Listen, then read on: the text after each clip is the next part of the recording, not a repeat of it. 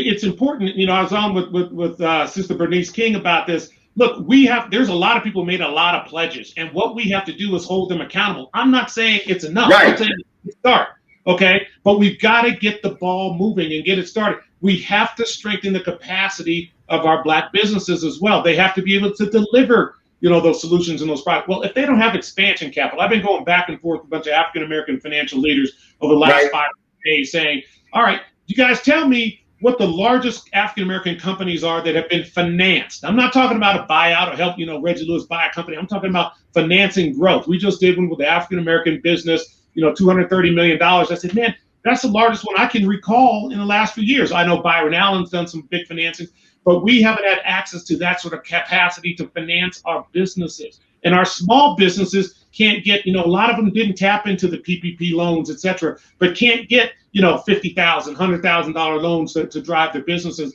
In fact, Black owners of businesses are turned down twice as often as small business people. So that's what I think about. Don't get me wrong. I'm not saying that Target met all the end all. It's a good start, but we also have to finance the entire ecosystem. It doesn't matter if you can show up to Target and say, hey, guess what? I've got this new product, this body butter I want to sell to you. If you don't have the working capital to get $100,000, $250,000, or $1 million, $2 million of working capital, you can't keep it on the shelf anyway. You see what I mean? And they'll give you some, you know, so there's some creative things, and they'll give you a purchase contract. Great, here's my purchase contract. They're going to pay off in 90 days or 120 days. I'm not saying Target does it. I'm saying, but a lot of companies do it.